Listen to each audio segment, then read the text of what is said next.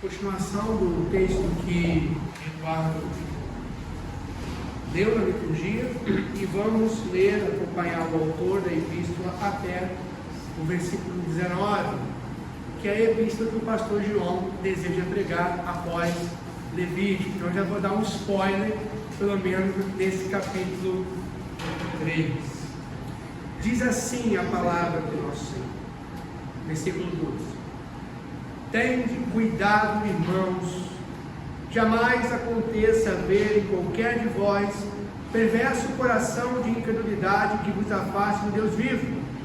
Pelo contrário, exortai-vos mutuamente cada dia durante o tempo em que se chama hoje, a fim de que nenhum de vós seja endurecido pelo engano do pecado.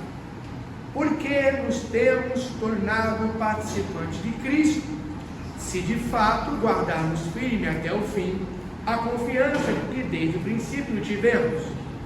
Enquanto se diz, hoje, se ouvirdes a sua voz, não endureçais o vosso coração, como foi na provocação. Ora, quais os que tendo ouvido se rebelaram? Não foram de fato todos os que saíram do Egito por intermédio de Moisés? E contra quem se indignou por 40 anos? Não foi contra os que pecaram, cujos cadáveres caíram no deserto? E contra quem jurou que não entraria no seu descanso, senão contra os que foram desobedientes? Vemos, pois, que não puderam entrar por causa da incredulidade. Oremos mais uma vez. Senhor, que o meditar do nosso coração e que as palavras dos meus lábios possam ser agradáveis e fiéis a Ti.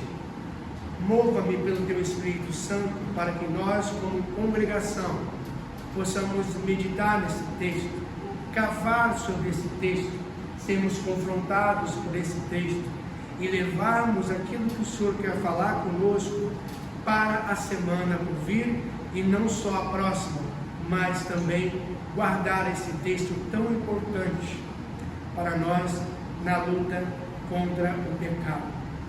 Oramos assim: abra, visita-nos essa noite e abra o Teu texto, em nome de Jesus. No dia de hoje, inúmeras batalhas, vocês já devem saber, estão sendo travadas no campo político. Seja no Rio de Janeiro, seja em São Paulo. Você sabe que nós estamos hoje em período eleitoral, e já tem alguns meses que os candidatos fazem do outro seu pior oponente, aquele a quem eles precisam combater para ganhar o maior número de votos ou votos possíveis. Para os eleitores, a batalha tem se resumido atualmente entre direita e esquerda, essa polarização que o nosso país enfrenta, onde cada lado do espectro político vai lutar um contra o outro, ao ponto, incrivelmente, de rachar os seus próprios lares por causa de agentes políticos, que muitos deles não valem nenhum real. Entretanto, muitos chegaram a perder igrejas, dividir igrejas, amizades, por causa da polarização política. Mas no sermão de hoje eu quero propor um tipo de debate diferente. Eu não quero falar sobre as eleições de hoje e nem a do porvir, e muito menos de política.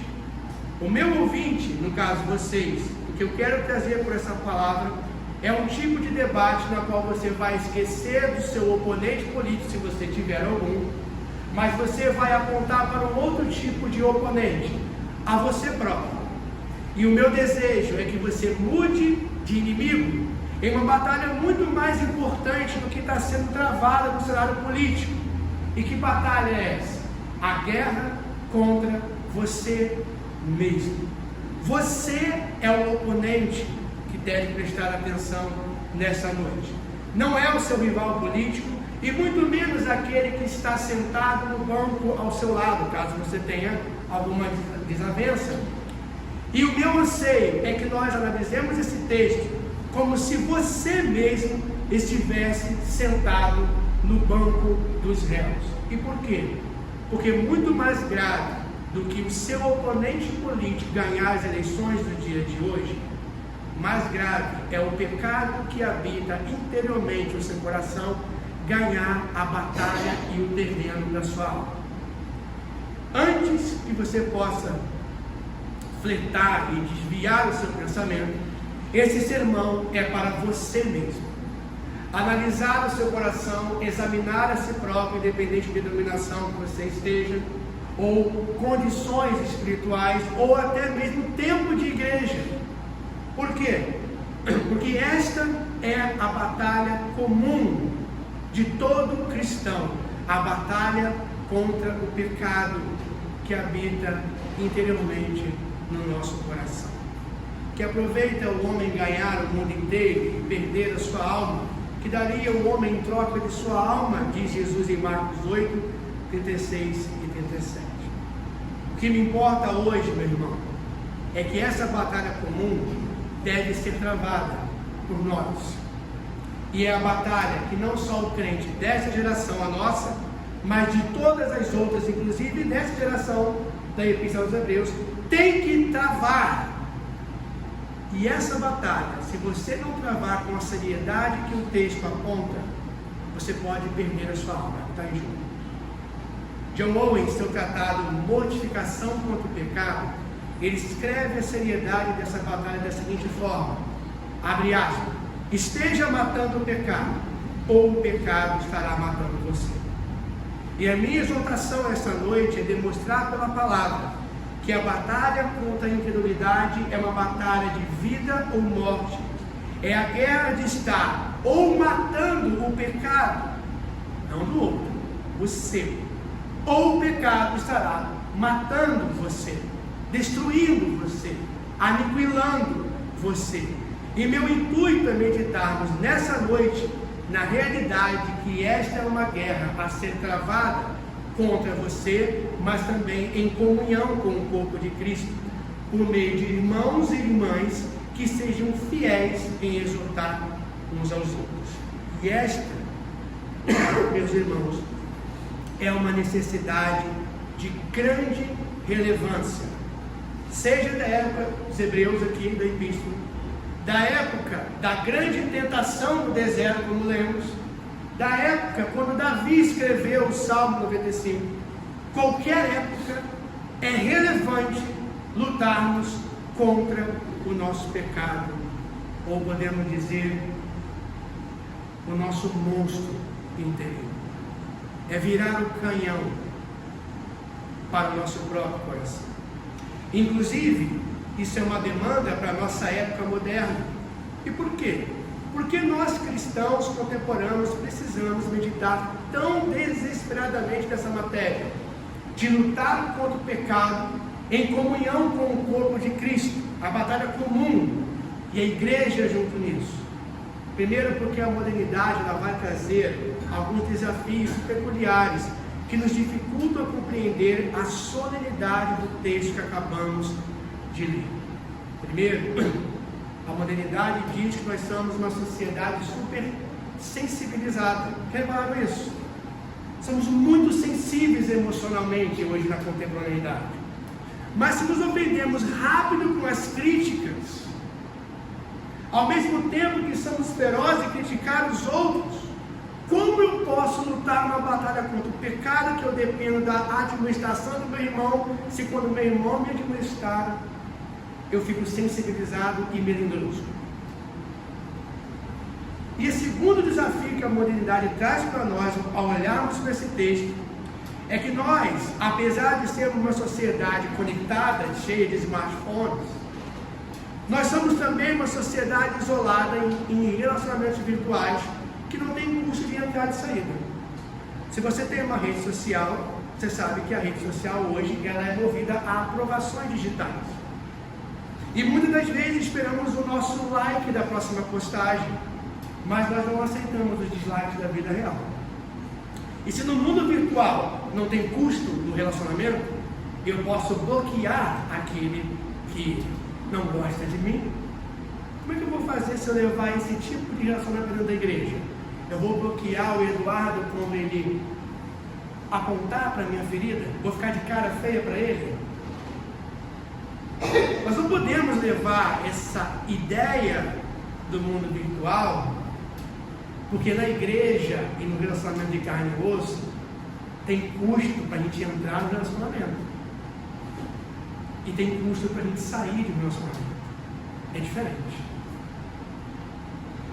E se a gente vir com essa ótica virtual para esse texto aqui,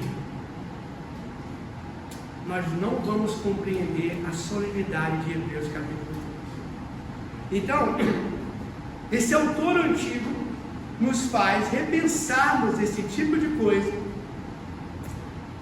a colocarmos de que nós precisamos, para lutar contra o pecado, de que irmãos e irmãs sejam fiéis em nos repreender e exortar. Você gosta de ser exortado, admoestado? Ninguém gosta, né? Ninguém gosta. Mas é o que nós vamos ver no texto de hoje. A Epístola de Hebreus nos ajuda a repensar essa batalha e a vencer esses desafios da nossa sociedade atual, ao colocar uma espada em nós mesmos. E no contexto desta epístola, os irmãos estavam sendo tentados a apostatar da fé, ao considerarem voltar ao judaísmo e aos termos da velha aliança, negando assim a supremacia de Cristo em favor das sombras da aliança mosaica. Pegando o sermão do pastor João Levítico, é como se nós, como cristãos, quiséssemos voltar à época de Levítico e viver daquela maneira. Os irmãos aqui da Epístola de Hebreus estão sendo tentados a voltar ao culto da antiga aliança, daquela antiga dispensação. E ainda que a nova aliança em Cristo não tivesse aquela pompa de sacrifícios, ou o templo de Jerusalém com seu ouro e pedras preciosas, o autor de Hebreus, nesses capítulos, quer mostrar a sublimidade de Cristo sobre todas aquelas práticas passageiras. É por isso que eu gosto de chamar essa epístola de a Epístola da Perseverança, porque o autor, ao propor diversas exortações, algumas delas são suaves, outras são duras, algumas são doces, outras são amargas, mas ele deseja buscar a consciência daqueles leitores, de nós hoje, para que batalhemos contra a incredulidade de apostatarmos da fé. Pensando nisso, eu dividi esse trecho, nessa ideia da batalha comum que nós temos, em três partes. A primeira, o cuidado vigilante que o autor propõe, que todo cristão tem que ter. A segunda, o encorajamento comunitário. Ele coloca a igreja como vital a participar dessa batalha nossa contra o pecado. E a terceira e última, a advertência que o autor traz àqueles leitores e a nós, para que a gente persevere até o fim da jornada cristã. 3 pontos, bem simples, começando pelo primeiro, versículo 12. O cuidado vigilante, quando ele diz assim: tende cuidado, irmãos, jamais aconteça haver em qualquer de vós perverso coração de credulidade que vos afaste do Deus vivo. O alerta de cuidado vigilante proposto pelo autor está direcionado a irmãos, a cristãos, não ímpios, como diz o texto. Tende cuidado, irmãos, para lutarmos juntos contra os perigos insidiosos da caminhada cristã. Esse alerta direciona-se para um oponente que não está fora de nós, nesse contexto da epístola, mas algo que está dentro de nós. Um inimigo que é capaz de nos conduzir à apostasia, como diz o verso. E qual é o perigo que aqueles irmãos deveriam evitar naquele contexto? O versículo 12 diz: perverso coração de incredulidade. Incredulidade é não confiar no caráter de Deus em cumprir suas promessas. Assim como no texto que foi lido na liturgia, como a palavra de Deus não tinha sido aproveitada pela geração dos israelitas. Lembram? Lá eles saem de Moisés, eles vão ao deserto, e o que eles começam a fazer? A murmurar. a questionar a todo tempo, e Deus fazendo as obras, e eles não confiando no caráter divino.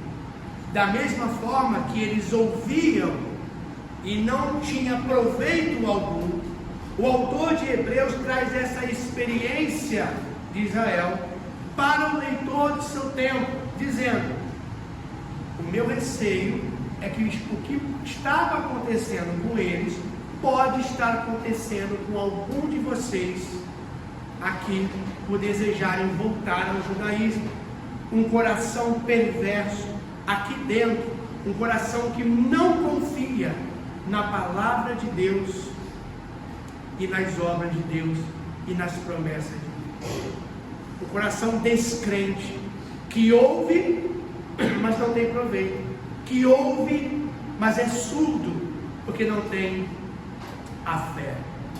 O verso 2, capítulo 4, ele diz assim: porque também a nós foram anunciadas as boas novas, como se deu com eles, aquela geração. Mas a palavra que ouviram daquela geração não lhes aproveitou, por quê? Visto não ter sido acompanhada ou temperada pela fé naqueles que ouviram. Portanto, meus irmãos, jamais nós devemos possuir uma segurança carnal de acharmos que esse texto não se refere a nós, porque o autor lhe cita o Salmo 95, quando Davi fala esse texto para a geração dele, falando de uma geração de outrora de Israel, o que mostra de que este perigo acompanha a geração, várias gerações daqueles que ouvem a palavra de Deus. A incredulidade, ela é antiga quanto à desobediência lá no Éden. Esse é um perigo real que o autor de Hebreus fala àquela geração e a nós por esse texto. Ele chama perverso, ele qualifica o tipo de coração incrédulo, perversidade, e ele diz qual é a finalidade, para onde leva um coração de incredulidade. Observe o final do versículo 12: que vos afaste do Deus vivo, a apostasia, de conduzir fora do caminho divino. E é perversa porque ela afasta o coração de pessoas do Deus vivo, e a incredulidade tem essa finalidade, esse objetivo, a apostasia. Eu lembro uma passagem do livro Peregrino, de John Bunyan, as minhas devocionais junto com o Kelly e Alice, muito forte para mim. Já devem ter lido o livro. O Progresso do Peregrino, de John Bunyan, tem um momento que ele já está longe na jornada, depois das montanhas deleitadas, e depois que ele está bem próximo do rio, ele encontra com um personagem chamado Volta Atrás. E esse personagem tinha um dizer nas suas costas que dizia assim: professor Devasso, apóstata condenado. E é digno de nota que esse personagem, ele foi um peregrino e chegou longe na jornada, mas lá perto da cidade celestial ele voltou atrás, o que mostra de que este alerta ele é feito não somente para jovens e crianças que começaram agora, mas para vocês que têm cabeça branca. Porque enquanto nós não passarmos da linha de chegada, o perigo é real. Nós temos o exemplo do Steve Lawson para nos lembrar disso. Homens velhos, experimentados, podem cair. Temo diante disso, porque eu temo. Até atravessarmos o rio da eternidade, nós devemos vigiar e ter esse cuidado. Tomem cuidado.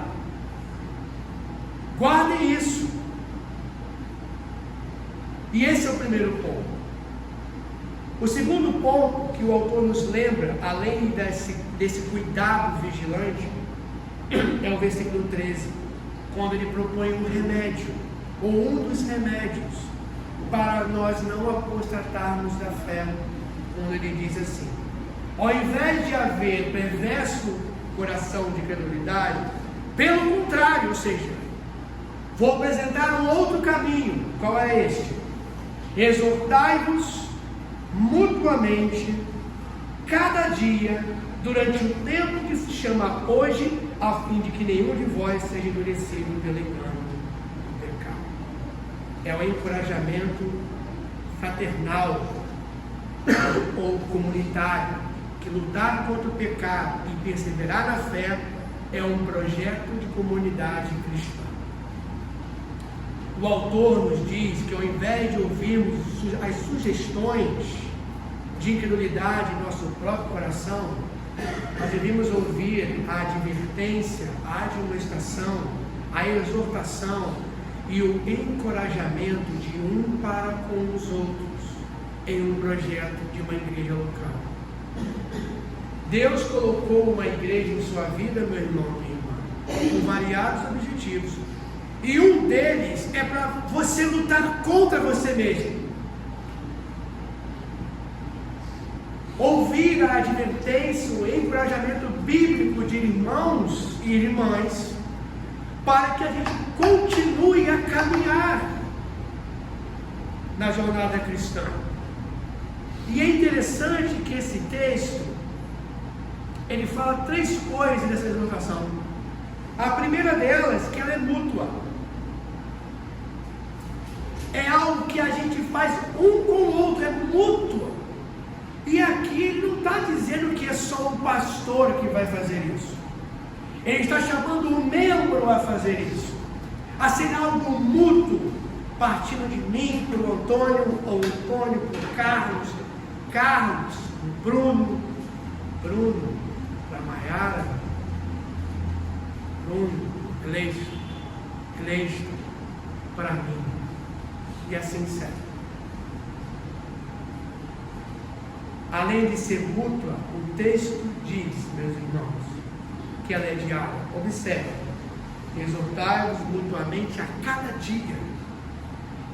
Precisamos de encorajamento cada dia, não só aos domingos, não só nos dias de congregação, mas todos os dias, porque essa guerra é todo dia, é desde que você acorda, até quando vai dormir, e até você morrer. Não cessa. Precisamos de amigos para nos livrar de nosso auto-isolamento, centrado em nossos desejos pecaminosos. Precisamos de conselheiros e de mentores. Ela é diária. Diz o sábio Provérbio 27, 5-6, que melhor a repreensão franca do que o amor encoberto.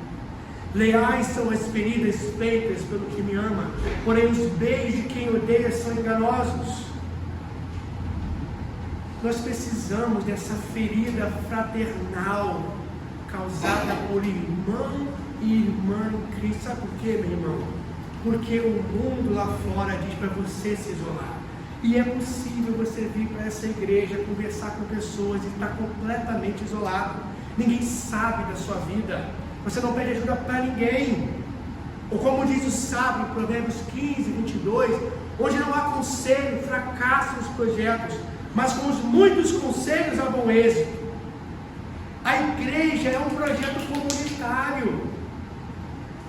Nós precisamos um do outro. É um dos meios que Deus nos deu para lutarmos, para perseverarmos. Além de ser mútuo e diário, a exortação é intergeracional. Perceba: exortai-vos mutuamente cada dia durante o tempo que se chama hoje. E esse hoje, com H, é referente ao Salmo. E Davi também fala no Salmo Observe lá, o versículo 7 desse mesmo capítulo, quando ele diz: assim como, pois, diz o Espírito Santo. Hoje, aquele hoje ali, da geração que o Salmo foi escrito. Mas você pode pular uma outra geração daquela dos israelitas que saíram lá do Egito, foi para o deserto. O que mostra de que essa exortação é necessária em todas as gerações. Nessas, pelo menos 3 aqui que vimos. A nossa, a do John Owen. Por isso que ele escreveu um livro chamado Mortificação do Pecado. Para lembrar a geração dele de que mortificar o pecado é o dever de todo cristão. É intergeracional. Precisamos hoje e as outras gerações que virão por vir. Esse hoje aqui vai ser para elas também. Precisamos da palavra, encorajarmos crianças, velhos, jovens, adultos, para nos livrar desse isolamento intergeracional de nossa modernidade. E qual é a finalidade dessas exortações, desse projeto comunitário? O autor ele vai dizer, continue comigo aqui: exortai-vos mutuamente cada dia durante o tempo que se chama hoje, a fim, olha a finalidade e o objetivo, a fim de que nenhum de vós seja endurecido pelo engano do pecado. Olha a finalidade desse encorajamento: lutar em comunidade no remédio contra o endurecimento pelo engano do pecado. E o autor não poderia ser mais explícito qual é o objetivo dele para aqueles leitores e qual é o meu objetivo. Eu não quero ser criativo aqui, eu quero citar o que o autor está dizendo. E o objetivo é evitar que o meu e o seu coração se endureçam. E o que seria endurecimento do pecado, do engano do pecado? John Owen explica, mais uma vez, abre aspas para ele. Preste atenção, meu irmão. O pecado é traiçoeiro e enganoso, capaz de endurecer o coração do temor a Deus. O endurecimento mencionado aqui, e Owen está falando de Hebreus, é aquele que conduz à impenitência máxima e total. O pecado tende a isso, e toda indisposição moral e concupiscência avançará nessa direção. Deixa eu fazer uma nota de rodapé onde eu vou, como se ele precisasse. O pecado, ele tem um alvo na minha e na sua vida: é levar ele ao máximo, a impenitência máxima. E qual é o máximo? A apostasia. Toda vez que o pecado ele flerta com você, ele quer levá-lo às últimas consequências, levar a praticá-lo, arruinar a sua vida, destruir a sua comunhão com Deus e levar a apostasia lá na frente.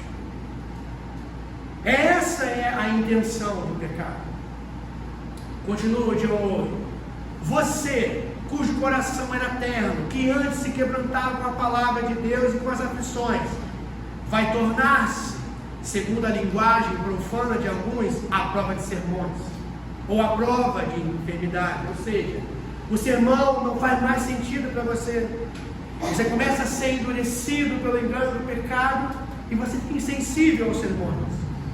Você que antes tinha tremor diante da presença de Deus, da ideia da morte, ao ter que comparecer diante do Senhor, quando possuía mais certeza do amor divino do que agora, terá um espírito inflexível que não se comoverá mais com essas coisas. A morte, não ligo mais. As coisas de Deus, tão pouco. Continua John Owen.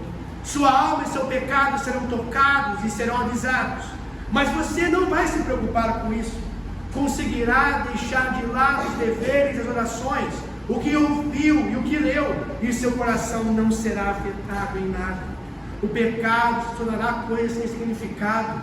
Você o deixará passar sem lhe dar importância.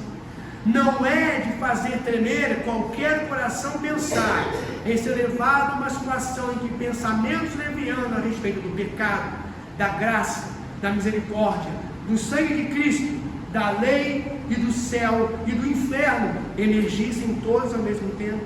Cuidado, seu pecado está operando nessa direção para endurecer o coração, para cauterizar sua consciência, cegar-lhe a sua mente, entorpecer a disposição da alma e enganar o espírito. Fecha aspas, o John Owen.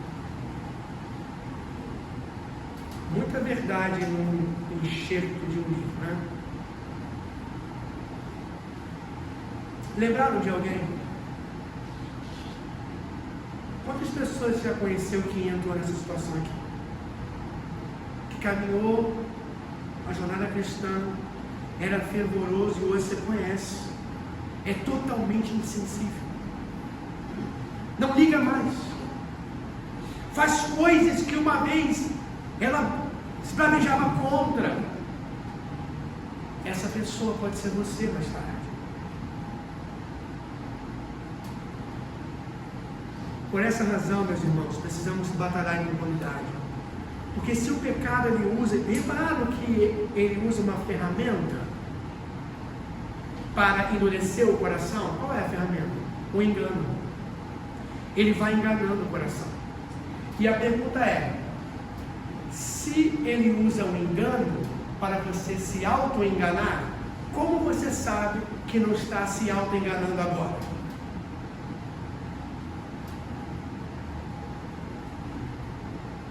É por essa razão que nós precisamos deste livro e da vida em comunidade. Irmãos e irmãs pegando este livro e aconselhando uns aos outros mutuamente no dia que se chama hoje. Você não é autossuficiente. Na verdade, Provérbios 3:7 diz: para que não sejamos sábios aos nossos próprios olhos, tememos ao Senhor e apartarmos do mal. O Provérbio 26:2 vai dizer de que tem visto um homem sábio aos seus próprios olhos, mais esperança há no insensato do que nele. Talvez você esteja aqui pensando, eu tenho muito tempo de igreja, eu tenho uma doutrina na minha cabeça, eu sou batista regular. Talvez esse já seja um engano do pecado, para endurecer seu coração, para não examinar a si próprio. Lembra do início do sermão? O oponente hoje não é os candidatos políticos, é você mesmo. Por fim, meus irmãos, cuidado vigilante e a exortação comunitária. O terceiro ponto desse nosso sermão é a advertência dos versículos 14 ao 19. Que o autor diz assim: porque nos temos tornado participantes de Cristo se de fato guardarmos firme até o fim a confiança de que desde o princípio tivemos. Nós podemos pegar esse versículo e dizer o seguinte: se não guardarmos firmes até o fim nossa confiança em Cristo, não somos participantes de Cristo. Não é isso? Devemos lembrar de que na Bíblia tudo é inspirado, inclusive as condicionais. Observe o verso 14. Porque a luta do pecado está conectada do verso 13 ao 14. Quando diz: porque nos temos tornado participantes de Cristo. Aí você chega aqui hoje, eu participo, estou unido a Cristo. Mas aí o autor ele coloca um se. Se de fato guardarmos firme até o fim a confiança que desde o princípio tivemos. O que isso implica? De que se nós não perseverarmos até o fim, é porque nós nunca fomos participantes de Cristo. E ele diz isso no versículo 6 com uma outra linguagem, desse mesmo capítulo. Observe. Verso 6, faz se não me engano, Alice até ali na liturgia, quando diz: Cristo, porém, como um filho em sua casa, a casa a qual somos nós. Tem gente que vai dizer que é casa de Deus, né? Mas aí o autor ele vem como se guardarmos firmes até o fim a ousadia e a exultação da esperança. Perceba que a perseverança até o final e ser unido a Cristo estão juntos. E isso é uma coisa muito interessante, talvez geraria uma pergunta. Se nós somos salvos em Cristo, por que precisamos de textos como esse? Vamos pensar? E advertências como essas. Se nossa perseverança está garantida, quando de fato ele diz aqui, tornado participante de Cristo, por que esse autor utiliza de advertências tão incômodas para um público que ele tinha convicção de que era eleito? Ele disse assim no versículo 12, tende cuidado, irmãos, ele disse isso, lembra? Essa é uma boa pergunta. John Piper, ele sempre disse para lermos o texto para me perguntar para o texto. Já perguntaram para o texto? Essa é uma boa pergunta. A minha resposta para isso é que o Deus que garante o fim, a perseverança completa, é o mesmo Deus que dá os meios. Consolações e encorajamentos foram escritos na Bíblia para nos encorajar. As doces promessas, nós cantamos uma hoje aqui no canto de Abraão. Meu Deus por si jurou, é uma promessa. Mas a Bíblia está cheia de ameaças. E qual é o erro? O erro é você achar que as ameaças é advertência para isso. É para você, meu irmão.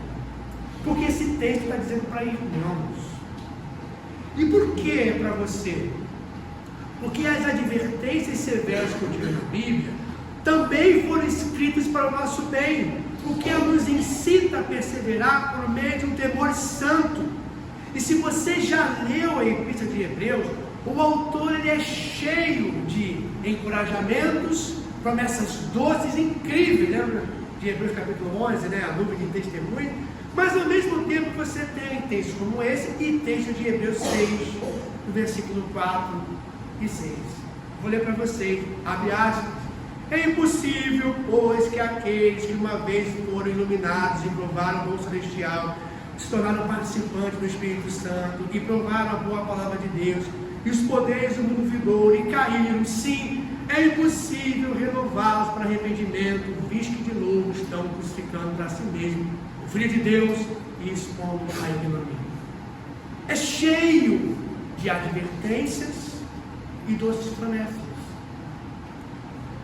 Leia o Sermão do Monte e você verá que a advertência mais terrível daquele contexto feito por Jesus sai dos seus próprios lábios, pelo menos uma das mais terríveis da Bíblia, quando Jesus trovejou no final do Sermão do Monte: nem todo que me diz Senhor, Senhor entrará no reino dos céus, mas aquele que faz a vontade de meu Pai que está nos céus.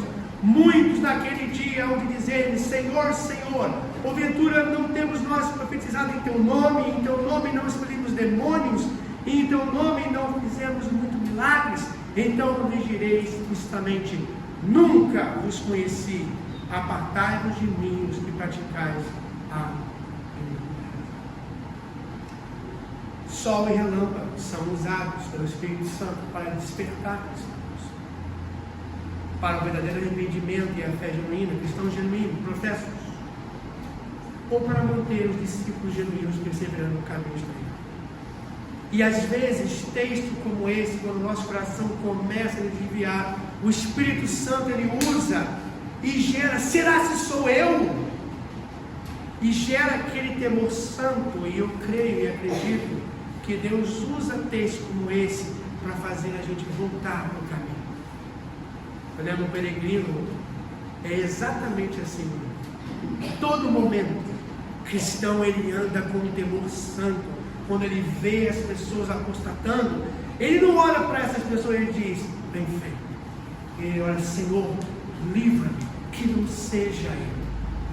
Um temor saudável que deve acompanhar a vida do crente até o final. Então, quando você lê textos como esse, ou do Sermão do Monte, ou qualquer outro, pergunte-se: sou eu este homem? ou esta mulher? Leia a Bíblia, como dizia Jonathan Edwards, contra você mesmo. E podemos pensar de que a soberania de Deus em Cristo, quando ela compra a nossa perseverança com o sangue, ela não anula a nossa responsabilidade humana de termos que desenvolver a nossa salvação com temor e tremor, porque é Deus que efetua em nós tanto querer quanto realizar segundo a sua boa vontade, como diz Filipenses 2, versículo 12 e 13. Não anula, meu irmão. O Deus que garantiu o fim, Ele garantiu os meios. Não desperdice os meios. Não desperdice os meios. Porque esse autor aqui não está desperdiçando os meios para alertar irmãos que estão flertando em desviar, para trazer eles de volta, lembrando a eles de ameaças severas. Mas faz bem. Faz bem. Eu me assombro quando vejo esse grande mistério, mas eu amo esse paradoxo escriturístico, quando eu vejo a soberania benevolente divina caminhar junto com a nossa responsabilidade fundamentada na graça divina, sendo lá uma a uma. Deus estabeleceu os meios para a sua perseverança, portanto não desperdicemos as suas ameaças. Eu encerro, meus irmãos, depois dessa advertência e defesa que precisamos das advertências bíblicas. Eu encerro com as palavras do autor e algumas aplicações para nós. Verso 15 ele diz: enquanto se diz, hoje, se ouvides a sua voz, não endureçais o vosso coração como foi na provocação. No verso 16 ele faz as perguntas. Observe. Ora, quais os que tendo ouvido se rebelaram? Não foram, de fato, todos que saíram do Egito por intermédio de Moisés? E contra quem se dignou por 40 anos? Não foi contra os que pecaram, cujos cadáveres caíram no deserto? E contra quem jurou que não entraria no seu descanso? Senão, contra os que foram desobedientes, vemos, pois, que não puderam entrar por causa da incredulidade. Olha agora o que o autor vai fazer. Temamos. Portanto, ele se inclui. Temamos, portanto, que sendo deixado a promessa de entrar no descanso de Deus, suceda parecer que algum de vós tenha falhado.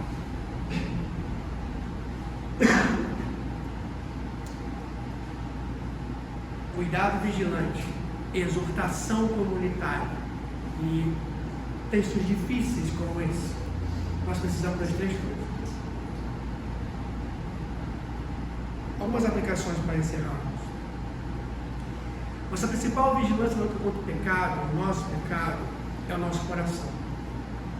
Se você seguir o pressuposto hipersensibilizado na modernidade, você vai negar um dos maiores remédios para a guerra contra a incredulidade, que é a comunhão, a admoestação e o encorajamento da igreja local. Se você for surdo e não quer abrir a sua vida para irmãos que você confia, experimentados ou irmãs, você está abrindo mão desse remédio. E isso é muito perigoso. Não seja supersensível, irmãos. Aqui é o local de a gente ferir, no bom sentido, uns aos outros, com a espada da palavra de Deus, empunhada com misericórdia, amor e graça, sabendo que aquele que está demonstrando ao outro tem que tomar cuidado para não cair também. A segunda coisa que podemos aplicar é que ser membro é muito mais do que vir aqui aos domingos sentar como uma igreja aposentada para ouvir sermão. Você é chamado a trabalhar na videira, no crescimento do corpo de Cristo, e a exercer também o ministério da palavra, por meio de encorajamento e admoestação aos seus irmãos. lê isso até mais do que eu, sabe que em 1 Tessalonicenses, capítulo 4, quando fala de escatologia, qual é o final que o autor diz, Paulo? Consolai-vos uns aos outros com essas palavras. Não é só para o pastor, é para que um ou outro consolem uns aos outros, seja com escatologia para dar esperança, ou com diversos tipos de textos da Escritura. Como argumenta Colin Marshall, Tony Penny, a Felícia Ribeiro, e aqui eu vou abrir uma aspa muito interessante para ele. O sermão de uma igreja é necessário, mas não é suficiente. Dizer que os sermões, e nesse sentido, exposições da Bíblia em nossas reuniões de domingo são necessários, mas não é suficiente, é o mesmo que insistir na verdade teológica, de que a suficiência está na palavra do Evangelho e não em qualquer forma específica de sua pregação. Fechados. Por que ele disse isso? Ele não é contra sermão. O sermão, ele é vital para a vida da igreja. É daqui que parte a palavra. Só que pela natureza o sermão ele é generalista. E nós precisamos do ministério da palavra sendo aplicado não só pelo sermão, mas na vida de cada um dos irmãos, pelos lados de cada um dos irmãos. Na segunda, na terça, na quarta, na quinta, na sexta. Os puritanos, Bruno, que estuda mais do que eu sobre isso, sabe que o sermão de domingo os membros pegavam em casa e o esposo pegava o sermão e ia dissecando, aplicando no seu próprio lar, desenvolvendo o ministério da palavra. Richard Barsi, o pastor aprovado, ele dizia de que o sermão era bom, mas ele era geral. Mas ele gostava de ir na casa das ovelhas para aplicar a palavra de forma particular e específica. E ele via que naquele momento ele conseguia muito mais resultado, porque os irmãos abriam para ele pecados que não abriram no domingo. Então, meus irmãos, não fique sentado no banco. Membresia é para ser ativo no trabalho da videira, pegando a metáfora usada pelo livro A Felícia e a Videira. Nós devemos estimular uns aos outros, devemos observar uns aos outros, caminhar ao lado um dos outros. Nós precisamos disso. Isso não é tarefa do pastor apenas, é tarefa da igreja como um todo.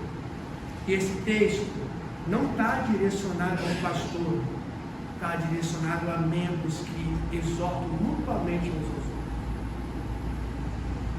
outros. Terceiro, não cometa suicídio espiritual de abandonar a congregação local, seja por qualquer motivo. Você reparou? Quando alguém começa a ser endurecido pelo engano do pecado, qual é a primeira coisa que ela faz? Ela se afasta da comunhão. Repararam isso? É um suicídio, porque de acordo com esse texto, é a comunhão utilizada pelo Espírito Santo em exortação que faz lutarmos contra a incredulidade. Se eu abandono o corpo local, eu estou contribuindo para o perverso coração de incredulidade. E isso é incrível. O autor de Hebreus, capítulo 10, versículos 3 e 25, ele diz: guardemos firme a confissão da esperança sem vacilar, pois quem fez a promessa é fiel. Repare agora no projeto comunitário, ele continua: consideremos-nos também uns aos outros. Para quê? Para nos estimularmos ao amor e às boas obras. Não deixemos de congregar-nos, como é costume de alguns. Antes façamos admoestações, e tanto mais quanto vês que o dia se aproxima. Mais uma vez ele tem em mente o projeto comunitário.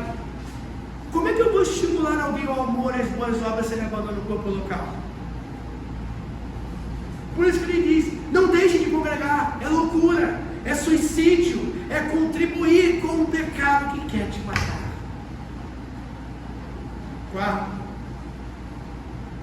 devemos buscar no corpo de Cristo, nessa batalha em comum que temos, a amizade espiritual. E aqui eu digo a amizade entre nós, a amizade forjada no sangue de Cristo. E eu digo isso para nós como membro, para diáconos, para o pastor João. Nós não somos chamados a andar sozinhos. Há uma amizade no ministério pastoral, e tudo isso envolve nós também, de sermos amigos, caminhando lado a lado um dos outros. Meus irmãos, de novo, nós não somos fortalezas. Provérbio 18:1 diz que o solitário busca o seu próprio interesse e desejo e insurge-se contra a verdadeira sabedoria. A amizade na igreja é um antídoto contra a nossa tendência autocentrada e autossuficiente, dizer que eu me basto. Ou então, como diz aquela música antiga do Carimbo, eu me amo, não posso mais viver sem mim. Não é esse o projeto comunitário. Nós precisamos lembrar do que Eclesiastes sabe quando diz: melhor serem dois do que um. Porque se tem paga do seu trabalho, porque se cair um levanta o companheiro. Se eu cair, eu quero ter vocês me levantando. Se eu estiver só, continuo sábio, como eu vou me levantar? E se alguém quiser prevalecer contra um, dois vão lhe resistir. O cordão de 3 dobras não se rebenta com facilidade. Eclesiastes 4:9 a 12. Precisamos um dos outros, meus irmãos. Por último, não abandone as ameaças da palavra de Deus. Isso é mais difícil. Porque a gente tem, embora a gente não acredite naquela caixinha de promessas, às vezes a gente faz caixa de promessas na leitura da Bíblia. A gente olha os textos bons, esse é para mim. Mas está na hora de a gente olhar os textos que a gente não gosta muito, que causa arrepios. Os bons e maus exemplos registrados na Bíblia é para nós. Davi e Saul é para nós. Caim também é para nós. Esse texto também é para nós. Então, leia a Bíblia contra você mesmo. Faça de você, no bom sentido, um oponente, não outro. Eu acho que no campo político, os que se dizem crentes, lá em São Paulo, estivessem mortificando seus pecados, eles não fariam fazer o que estão fazendo. E faça essa pergunta quando ler um texto como esse: será que eu sou esse? Será que a palavra de Deus que eu ouço e leio é apenas uma pedra fora, igual a tábua de Moisés? Ou é escrito no meu coração de carne? Pensem sobre isso. Sei que não foi uma mensagem fofinha, mas é uma mensagem necessária para todos nós, do menor ao maior, de crianças aos mais velhos. Que Deus nos abençoe e que a gente tema diante dele. Oremos.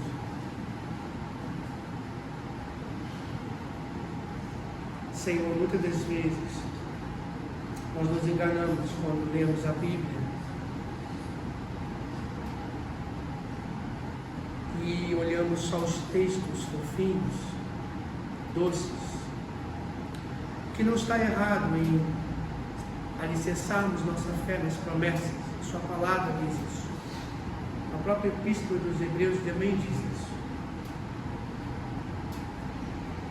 Mas nós precisamos de textos difíceis para gerar humildade e temor santo, para caminharmos olhando para a cruz de Cristo. Nós temos certeza de que aqueles que perseverarem até o fim serão salvos. Mas Não nos deixe negligenciar os meios.